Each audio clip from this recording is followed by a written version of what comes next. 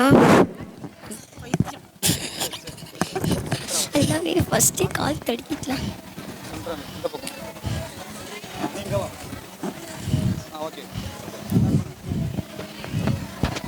Ma'am சொல்லியிருக்காங்க. இஃப்கா start பண்ணு. சத்தமாக பேச சவுண்ட் ரொம்ப வரும்.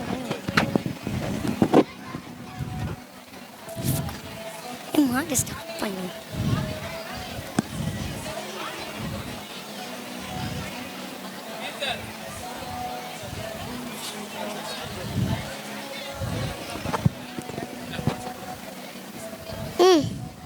வெயிட் பண்ணுங்க. பிபிடி போடுவாங்க. பிபிடி வேண்டாம்.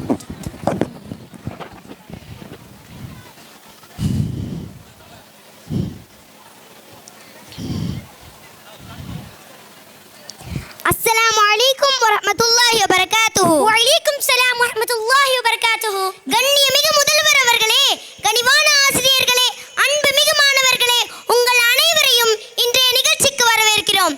நாங்கள் உங்கள் முன் நஃப்ஸ் கல்ப் ரூஹ் பற்றி கலந்துரையாடுவதில் மட்டற்ற மகிழ்ச்சி அடைகிறோம். மேலும் இந்த உரை நஃப்ஸ் கல்ப் ரூஹ், அதாவது ஆன்மா, உள்ளம், உயிர் பற்றிய உயரிய விளக்கங்களை உயிர்த்து உங்களை சிறந்த முஸ்லிமாக வாழ்வதற்கு வழிகாட்டும். முதலில் நஃப்ஸ் பற்றி அறிந்து கொள்வோம். நஃப்ஸ் என்ற சொல்லுக்கு ஆன்மா என்பது நேரடி பொருளாகும். மேலும் இதற்கு இச்சை, ஆசை என்பதாகவும் விரிவடையும். நஃப்ஸ் நம் உள்ளத்தின் நிலைகளாக விருப்பு, வெறுப்பு, உணர்ச்சி மற்றும் ஆசைகளை வெளிப்படுத்தும் ஒரு கண்ணாடியாக செயல்படுகிறது. சில பொழுதில் இது நல்வழி காட்டும், சில பொழுதில் இது தீய வழி காட்டும். இறைவன் அருள்மறை குர்ஆனில் எம்புகிறான். அஊது பில்லாஹி மினஷ் ஷைத்தானிர் ரஜீம். பிஸ்மில்லாஹிர் ரஹ்மானிர் ரஹீம்.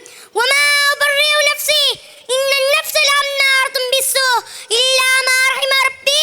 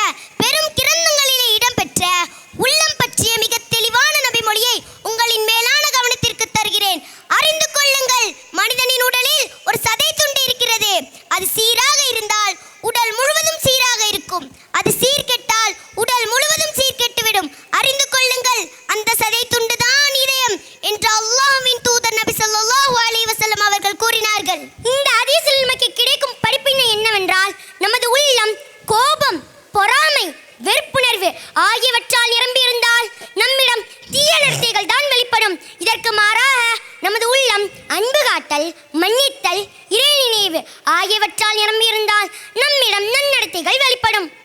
அல் குர்ஆனும் நமக்கு இதை பற்றி நினைவூட்டுகிறது. யௌம லா யன்ஃபஉ மாலு வலா பனூன், அந்நாளில் செல்வமும் பிள்ளைகளும் யாதொரு பயனும் அளிக்க மாட்டா. இல்லா மன் அத்தல்லாஹ பிகல்பின் சலீம், எவர் ஒருவர் பரிசுத்த இதயத்தை அல்லாஹ்விடம் கொண்டு வருகிறாரோ அவர் கண்ணியமடைவார். கள்ளம் கபடமற்ற நல்லுள்ளம் பெற்று நற்செயல் புரிவதே மறு உலக வாழ்விற்கான சேமிப்பாகும். எனவே உள்ளத்தை தூய்மையாக்கி உவகையுடன் திக்ர் செய்வோம். தீங்கு செய்தோரை மன்னிப்போம். பெருமையையும் பொறாமையும் நம் உள்ளத்திலிருந்து அகற்றுவோம். சரி, இப்போது ரூஹ் என்று அழைக்கப்படும் உயிர் பற்றிய செய்திகளை விளக்கமாக காண்போம்.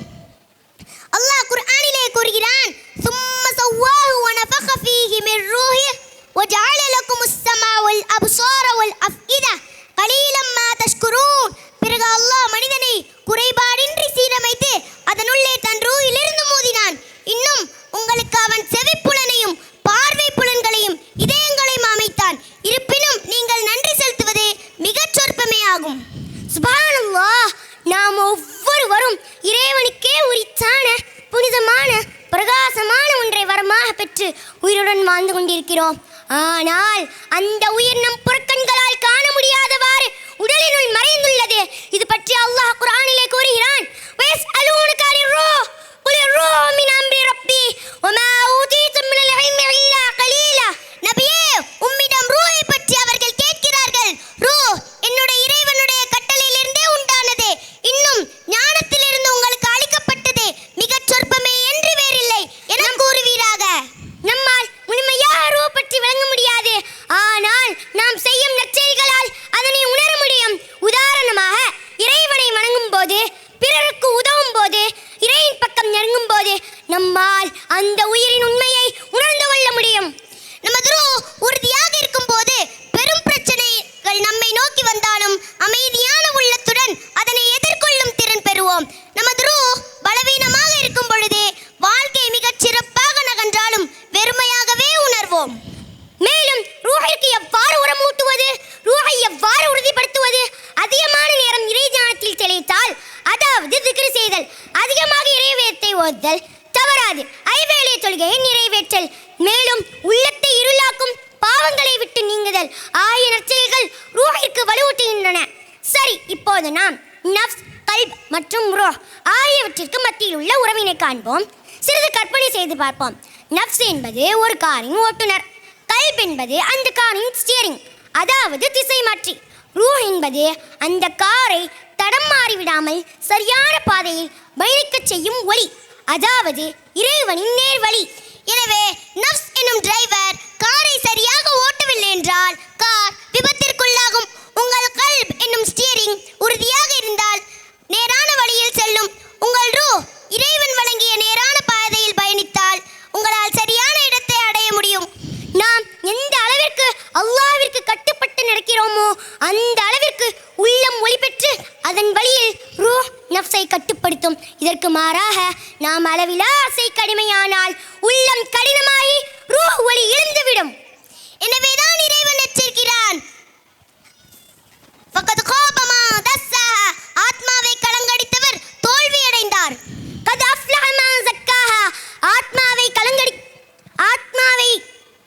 பரிசுத்தமாக்கியவர் திடமாக வெற்றியடைந்தார். மெய்யாகவே நமது செல்வனிலே புகழ் மற்றும் தகுதியை விட மிகப்பெரியது தஸ்கியா எனப்படும் உள்ள தூய்மையாகும். இதை எவ்வாறு நமது டைம் பள்ளியில் மாணவர்களிடம் நடைமுறைப்படுத்துவது? மாணவர்களாகிய நாம் கீழ்கண்ட செயல்பாடுகளை உறுதியாக கடைபிடிக்க வேண்டும். முதலில், கோபத்தை கட்டுப்படுத்துவதன் மூலம் நமது நஃப்ஸை நல்வழிப்படுத்தலாம். இரண்டாவது, நண்பர்களின் எதிரான செயல்களை மன்னிப்பதன் மூலம் நமது கல்வை தூய்மையாக்கலாம். மூன்றாவது, தொழுகையால் பாவக்கரைகள் நீக்கப்படுகின்றன. அதன் மூலம் நமது உயிர் உன்னதமாகிறது. அதிகாலை பொழுதில் ஃபஜ்ர் தொழுகைக்காக விழித்தெழுந்தால் நமது உயிர் என்னும் ரூஹ் ஒளியூட்டப்பட்டு உயிர் தொழுகிறது. நமது நபி ஸல்லல்லாஹு அலைஹி வஸல்லம் அவர்கள் கூறினார்கள், உண்மையான பலசாலி போர்க்களத்தில் பிறரை வீழ்த்துபவன் அல்ல, கோபமுற்ற போது தன்னை கட்டுப்படுத்திக் கொள்பவனே உண்மையான பலசாலி ஆவான். அல்லாஹ் நம்முடைய நஃப்ஸை கட்டுப்படுத்த அருள் புரிவானாக. அல்லாஹ் நம்முடைய கல்வை தூய்மைப்படுத்த அருள் புரிவானாக. அல்லாஹ் அவனுடைய பேரொளியால் நம்முடைய ரூஹை ஒளிரச் செய்வானாக. இதுவரை பொறுமை காத்து எங்களுடைய நல்ல